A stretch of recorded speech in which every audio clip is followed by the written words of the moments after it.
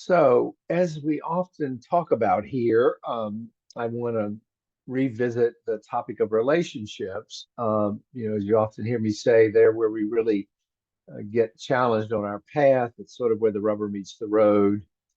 And I want to reference a book by a Dharma teacher named Susan Piver. She wrote this in 2018, and it's entitled The Four Noble Truths of Love. And she's really looking at relational issues from a somewhat different perspective. And not that she's trying to reframe the Four Noble Truths, but she just called it that because there's four areas that she wants us to focus on.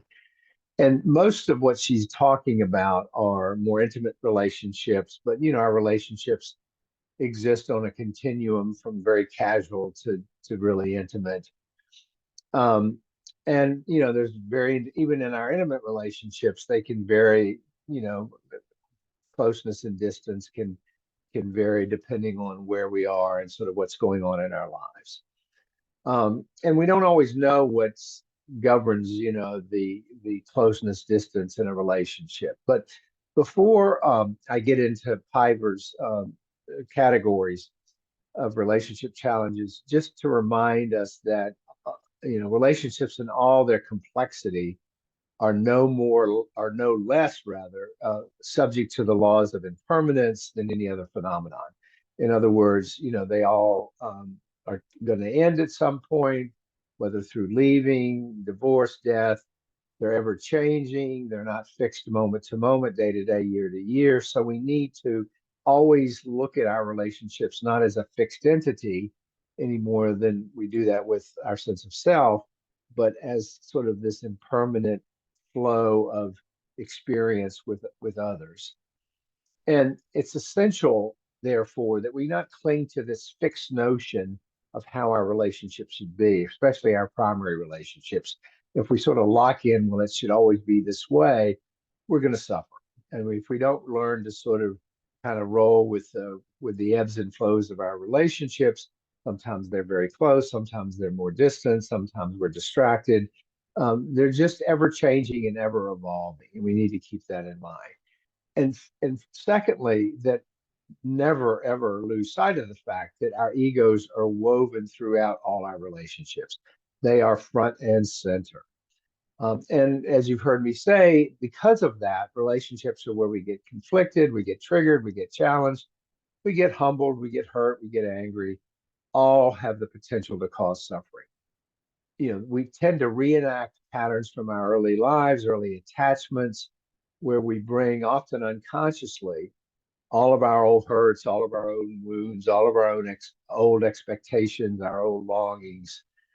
But on the other hand, and I don't want to be too pessimistic here, they're also where we experience wonderful exhilaration, validation, joy, closeness, safety. We experience comfort. We experience a sense of belonging, of being seen and heard, of being validated. So, so they are a very mixed bag. But at the end of the day, they're one of the great joys of being human. They're one of the things that really make us human is the intensity of our relationships. But that they bring both sides of the equation, all of that good stuff, all of the potential for suffering.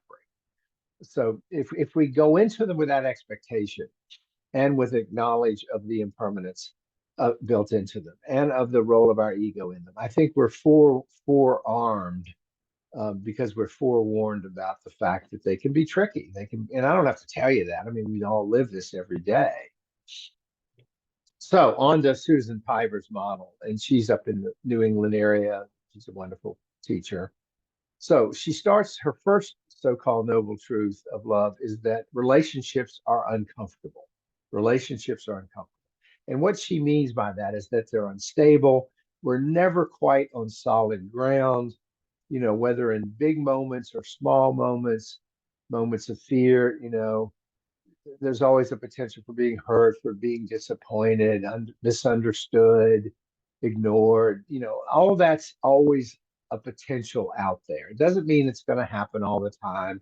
It doesn't mean it's, going to prevail, but it means that even in the happiest relationships, there's always that potential because It's where we're most vulnerable. It's where we bring our total selves. It's where we come seeking comfort and validation.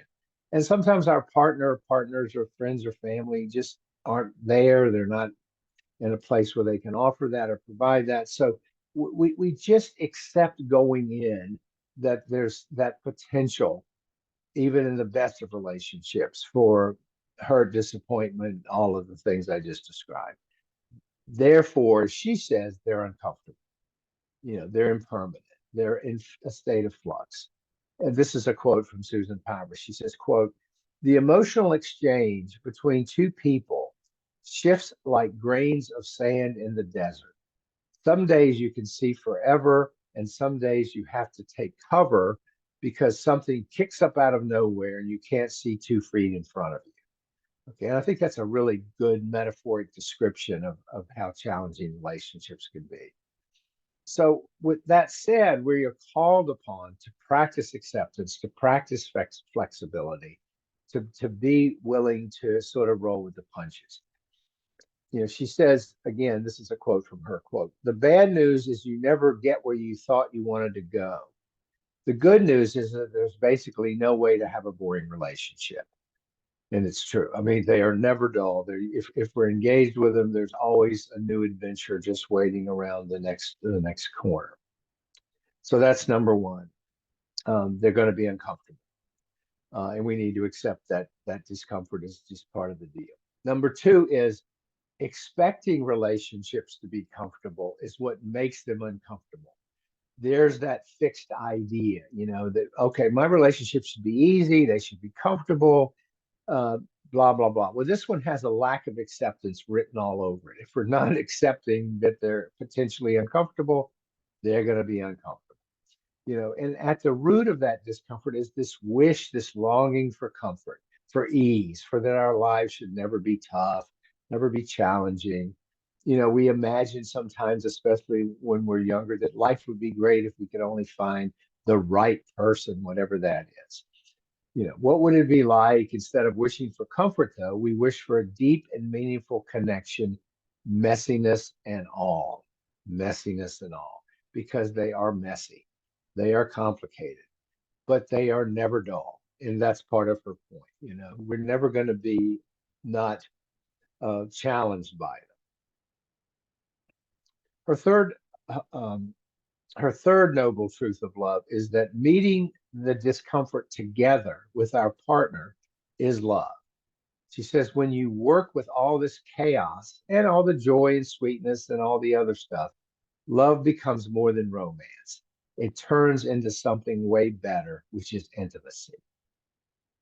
Romance ends. The novelty of the romance, the buzz of the new relationship wears off. That's just how it goes. But she says intimacy has no end. It can go deeper. We're never done seeking a deeper intimacy with the person we're closest to. She goes on to describe a great partner as one who, rather than facing off to determine who will win the battle, which is, of course, the ego, turns to stand shoulder to shoulder and watch the battle rage beside us. Okay, so we both kind of get our egos out of the way. And she says, when we keep love alive, in order to keep love alive, we just have to let go, accept, and see what happens. Okay. And then finally, let's see, that was three. The fourth one is that there is a path to liberation. The path, that being what the Buddha offered. Okay, a roadmap for how to reduce the suffering that comes from our relationship challenges. This is all the stuff we talk about every week. Letting go, acceptance, getting the ego out of the way. Piper believes that love and relationships may be one of the most profound paths imaginable, if not the most arduous. Okay. So, no pain, no gain. She says that it takes tremendous presence and superhuman commitment to walk into this fire. And so many people avoid that. They just get on autopilot in their relationships. They never do the tough work of showing up, of confronting difficult issues. And the suffering comes from just having this very humdrum, not particularly interesting relationship. she goes on to say, instead of flinging ourselves kamikaze like into the flame of love, we can train in working with the heat. Okay. And on that, I agree. So those are her sort of four relationship challenges. It's a little different spin than we often talk about, but it subsumes all the things that we regularly talk about.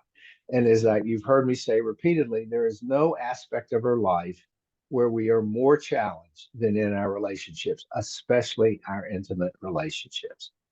So let me stop there and let's talk about your thoughts about it.